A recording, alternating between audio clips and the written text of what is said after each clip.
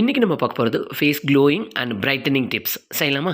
இதை செய்கிறதுக்கு 3 பொருள் மட்டும் போதும். ஃபஸ்ட்டு வந்து அரை மூடி தேங்காயை மட்டும் எடுத்து கொஞ்சமாக தண்ணி ஊற்றி ஒரு அரை கப்பு பால் வந்து கெட்டியாக புழிஞ்சு எடுத்து வச்சுக்கலாம்.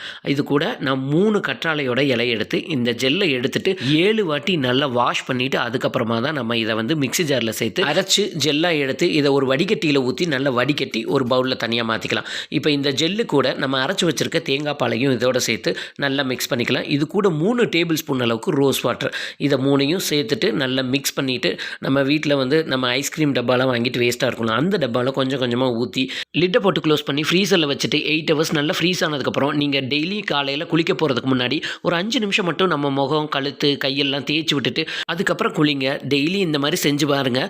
நல்ல முகம் கலரும் கிடைக்கும், இன்னும் நல்ல க்ளோவும் ஆகும். அல்லது ஐஸ் ட்ரேயில் ஊற்றி வச்சுக்கிட்டிங்கன்னா தேவையான அளவு க்யூப் எடுத்து யூஸ் பண்ணிக்கலாம். 2 வாரம் வரையும் ஸ்டோர் பண்ணலாம். நல்ல ரிசல்ட் கிடைச்சனால இதை உங்களோட ஷேர் பண்ணுறேன்.